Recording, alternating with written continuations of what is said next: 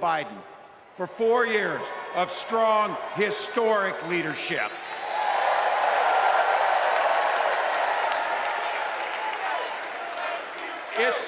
It's the honor of my life to accept your nomination for Vice President of the United States.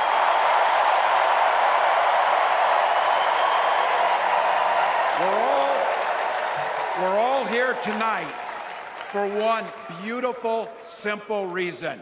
We love this country. So thank you to all of you here in Chicago and all of you watching at home tonight. Thank you for your passion. Thank you for your determination. And most of all, thank you for bringing the joy to this fight.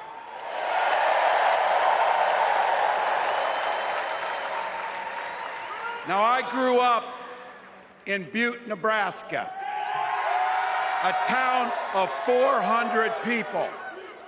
I had 24 kids in my high school class, and none of them went to Yale. But I'll tell you what, growing up in a small town like that, you learn how to take care of each other. That family down the road, they may not think like you do. They may not pray like you do. They may not love like you do, but they're your neighbors. And you look out for them, and they look out for you. Everybody belongs, and everybody has a responsibility to contribute. For me, it was serving in the Army National Guard. I joined up 2 days after my 17th birthday, and I proudly wore our nation's uniform for 24 years. My dad, a Korean War-era Army veteran, died of lung cancer a couple years later. He left behind a mountain of medical debt. Thank God for Social Security survivor benefits. And thank God for the GI Bill that allowed my dad and me to go to college, and millions of other Americans. Eventually, like the rest of my family, I fell in love with teaching. Three out of 4 of us married teachers. I wound up teaching social studies and coaching football at Mankato West High School. Go Scarlets! We ran a 44 defense. We played through to the whistle on every single play, and we even won a state championship. Never closed the yearbook, people. But it was those players and my students who inspired me to run for Congress. They saw in me what I had hoped to instill in them, a commitment to the common good, an understanding that we're all in this together, and the belief that a single person can make a real difference for their neighbors. So there I was, a 40-something high school teacher with little kids, 0 political experience, and no money, running in a deep red district. But you know what? Never underestimate a public school teacher. Never.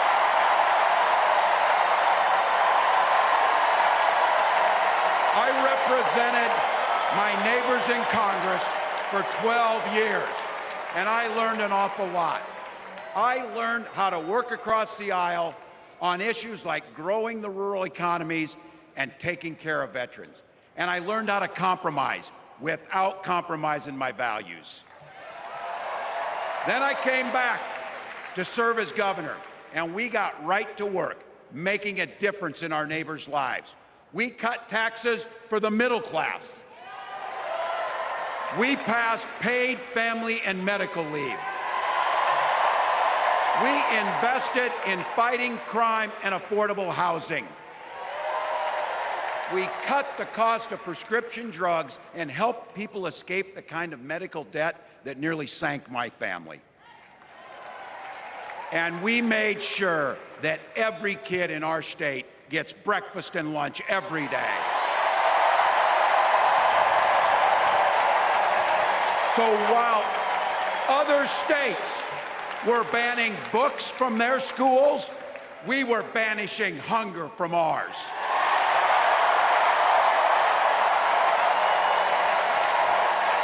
We also protected reproductive freedom because in Minnesota, we respect our neighbors and the personal choices they make.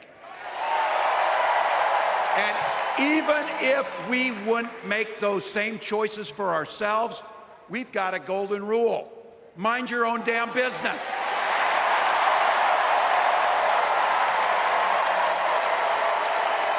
And that includes IVF and fertility treatments. And this is personal for Gwen and I.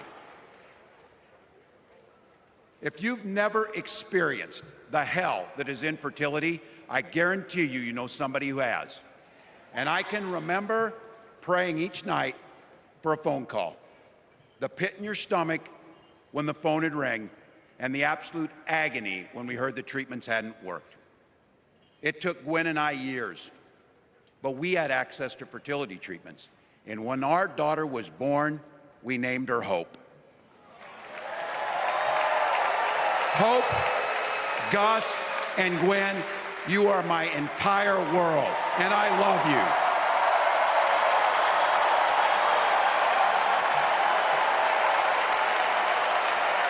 I'm letting you in on how we started a family because this is a big part about what this election is about. Freedom. When Republicans use the word freedom, they mean that the government should be free to invade your doctor's office. Corporations, free to pollute your air and water. And banks, free to take advantage of customers.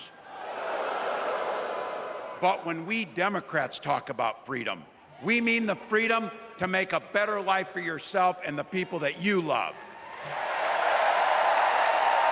Freedom to make your own health care decisions. And yeah, your kids' freedom to go to school without worrying about being shot dead in the hall. Look, I know guns. I'm a veteran. I'm a hunter. And I was a better shot than most Republicans in Congress, and I got the trophies to prove it. But I'm also a dad.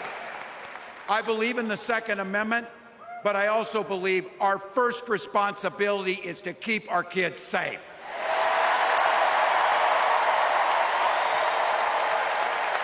That's what this is all about.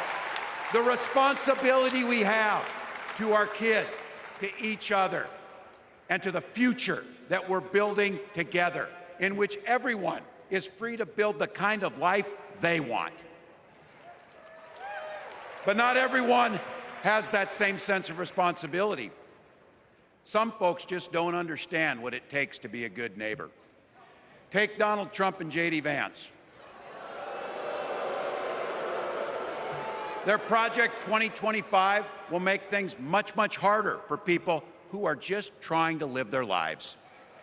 They spent a lot of time pretending they know nothing about this. But look, I coached high school football long enough to know, and trust me on this, when somebody takes the time to draw up a playbook, they're going to use it.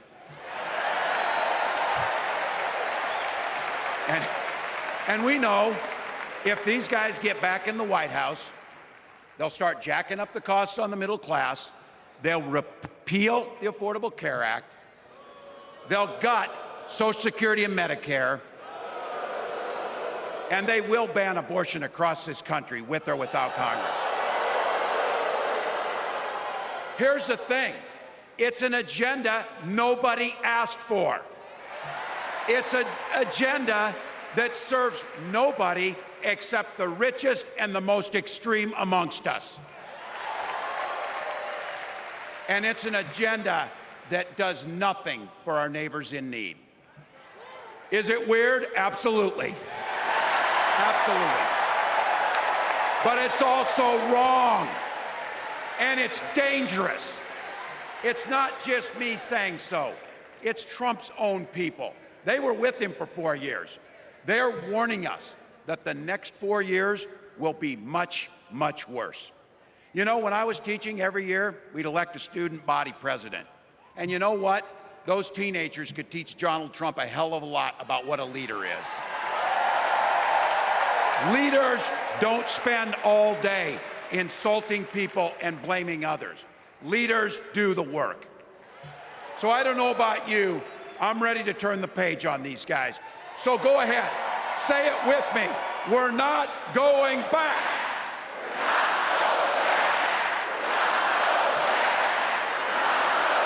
We've got something better to offer the American people. It starts with our candidate, Kamala Harris. From her first day as a prosecutor, as a district attorney, as an attorney general, as a United States senator, and then our vice president, she's fought on the side of the American people. She's taken on the predators and fraudsters. She's taken down the transnational gangs, and she stood up to powerful corporate interests. She has never hesitated to reach across that aisle if it meant improving your lives. And she's always done it with energy, with passion, and with joy. Folks, we've got a chance to make Kamala Harris the next president of the United States.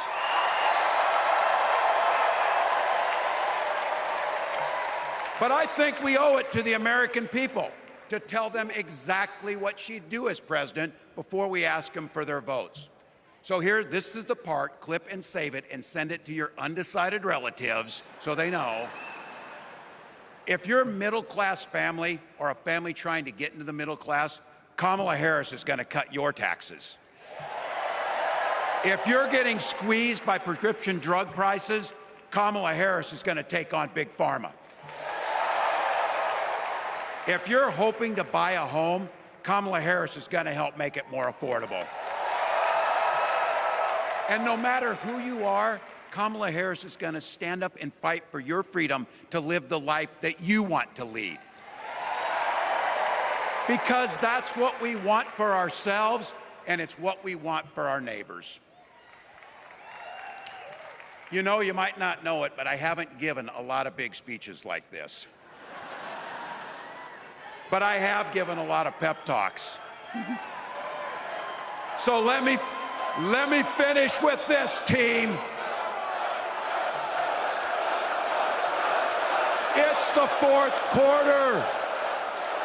We're down a field goal, but we're on offense and we've got the ball. We're driving down the field. And boy, do we have the right team. Kamala Harris is tough. Kamala Harris is experienced, and Kamala Harris is ready. Our job for everyone watching is to get in the trenches and do the blocking and tackling. 1 inch at a time, 1 yard at a time, 1 phone call at a time, 1 door knock at a time, 1 $5 donation at a time. Look, we got 76 days. That's nothing. There'll be time to sleep when you're dead. We're going to leave it on the field. That's how we'll keep moving forward. That's how we'll turn the page on Donald Trump. That's how we'll build a country where workers come first. Healthcare and housing are human rights. And the government stays the hell out of your bedroom.